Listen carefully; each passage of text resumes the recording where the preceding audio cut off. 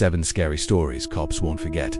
Number 7. A former police officer shares. I was dispatched to a residence for a welfare check.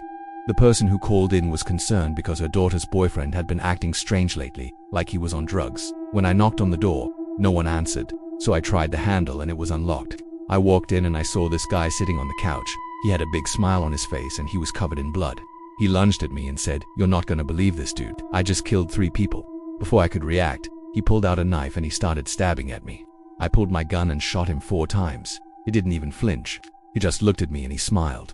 It was the scariest thing I've ever seen. These stories are terrifying. Make sure to like and subscribe if you want to hear more. No 6A police officer was responding to a call of a man pointing a gun at people when he saw a man matching the description given by the caller. The man ran away from the officer and hid in a bush. The officer approached the bush, and he heard a voice say, "You can't hide from me forever." Startled, the officer quickly identified himself and the man ran away again.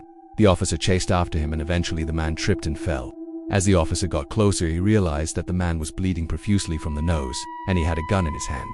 The officer screamed, "Get down on the ground," but the man didn't respond. He looked at the officer and he smiled. He pulled the trigger and the officer shot him. The man looked at him and said, "You shot me."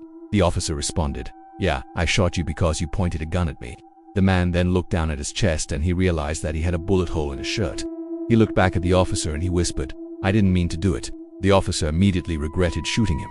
He called for backup and he tried to perform first aid on the man, but he didn't make it. Which story was the most terrifying? Let me know in the comments below.